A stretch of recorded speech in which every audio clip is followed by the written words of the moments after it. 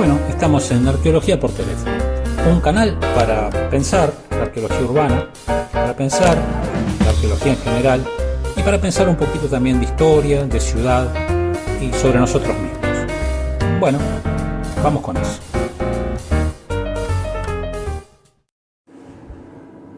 La arqueología urbana a veces es engañosa y a veces defrauda.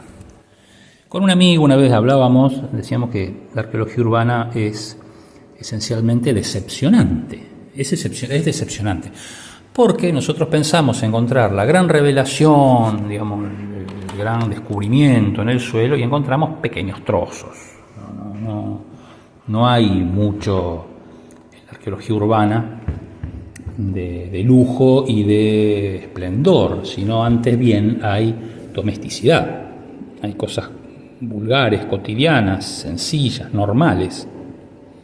Este panorama, decepcionante para un Indiana Jones o para un Howard Carter, que no son lo mismo, aclaro, decepcionante, es justamente la gracia de la arqueología urbana. ¿Cómo con tan poco y cosas tan anodinas podemos hacer algo?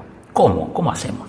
Porque no es una cuestión meramente de, vamos a encontrar a ver qué pastillas se tomaba en el siglo XIX para combatir la diarrea. No es eso, sino que se trata de ver cómo son las relaciones humanas en cierta sociedad, en cierta ciudad, en el pasado. Entonces, a lo decepcionante de la arqueología se suma lo difícil de esta arqueología. Imagínense, quienes esto escuchan, que un pequeño fragmento de ese frasco de medicamentos, que servía a lo mejor para los desarreglos intestinales, puede ser pateado por alguien 10 metros de donde originalmente se cayó. Que un trozo de taza que podía de alguna manera definir el consumo de las clases altas y que no aparecía a lo mejor en los barrios obreros, puede ser, llevado por una pala mecánica cuando se excava una zanja para tirar un caño de gas. O que esa misma loza lujosa, heredada por una nieta que se fue a vivir en una casa de un barrio obrero que dejó de serlo, cae justamente 100 años después rota en lo que fue un barrio proletario. Nótese la complejidad de poder establecer algún tipo de conclusión con semejante panorama, o sea, un panorama decepcionante, hiperdinámico y desconcertante al mismo tiempo. Pues no lo podemos hacer.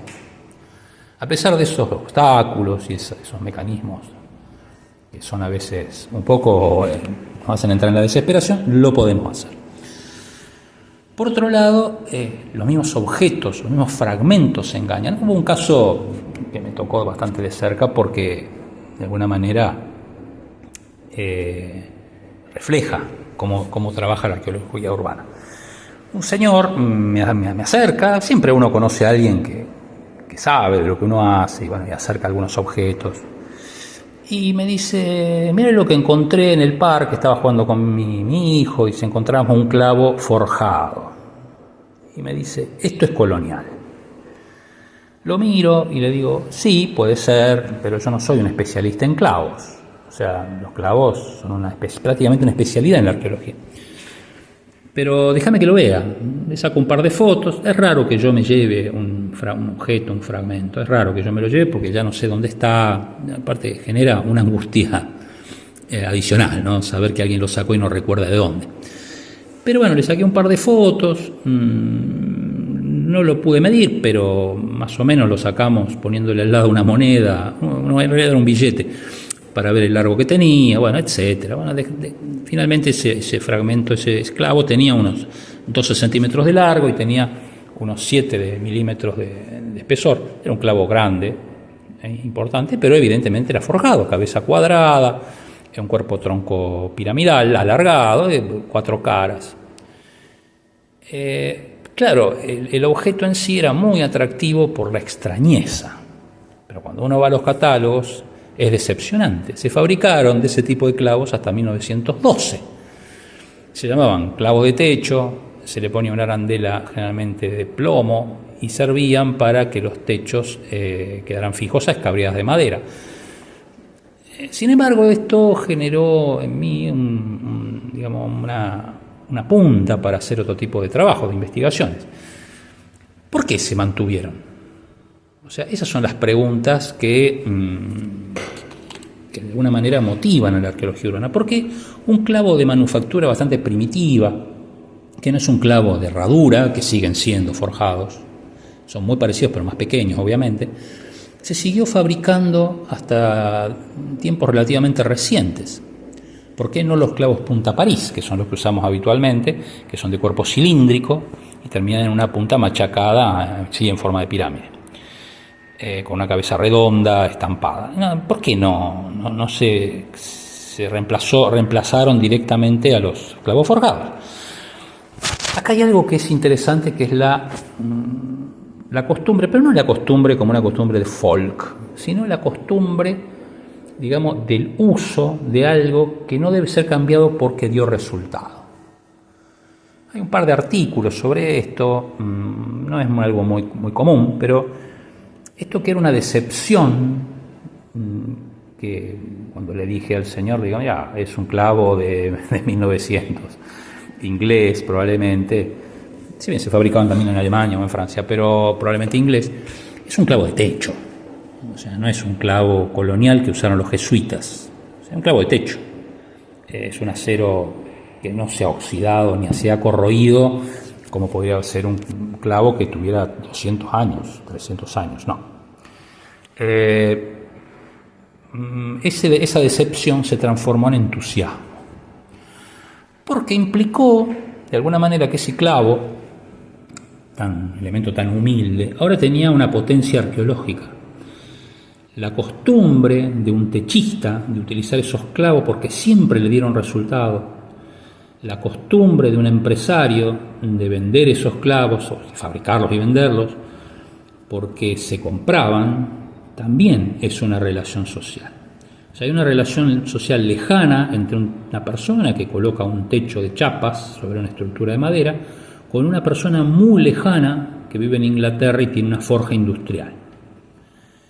Eso el mismo fragmento no lo puede decir inmediatamente. Si alguien hubiera sido, mi tía Delia, que lo encuentra y dice, en Rosario hubo, es mi ciudad, en Rosario hubo una estancia jesuítica porque hay clavos forjados coloniales. Justamente ese tipo de, que no son errores, son malinterpretaciones, ese tipo digamos, de apresuramientos que a veces uno tiene, son los que la arqueología urbana trata de evitar. Y reemplazarlo por otras pseudo certezas, no tenemos la absoluta certeza, pero sí aproximaciones mucho más cercanas, nos permite en la arqueología urbana establecer otro tipo de conocimiento sobre la ciudad. No es que había techos de chapa clavados, no es esa idea, sino que hay una serie de costumbres en el sentido de cosas que dieron resultado y se siguen haciendo. No la costumbre de ir al teatro, sino fuerzas productivas que se mantienen vivas gracias a que funcionan. Entonces, a pesar de la computadora, el televisor sigue existiendo, a pesar de que existen los celulares, el concepto de teléfono, de hablar a distancia, sigue existiendo. Tal vez alguien en el siglo XIX decidió que los clavos punta París no daban tan buen resultado como los de cuerpo troncocónico. Tal vez, no lo sabemos. Finalmente no hice la investigación, no es mi especialidad, pero sí me hizo reflexionar sobre la potencia arqueológica de ciertos objetos, la potencia del conocimiento que pueden brindar ciertos objetos. Esos objetos humildes, pedestres, muy anodinos, a veces tienen una potencia arqueológica que esos objetos ilustres, esas banderas, esas armas que están en los museos, y a veces no tienen, por lo menos en el mismo rango. Yo creo que la arqueología urbana tiene ese rol, poder encontrar en función de lo ordinario que nadie ve.